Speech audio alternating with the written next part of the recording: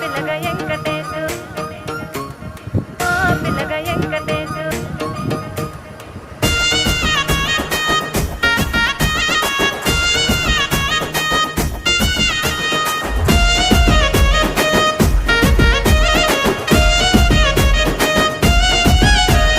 సిద్ధిరాల మనసు నాది చిన్నగా పోతుంటావో చూడక పోతుంటావో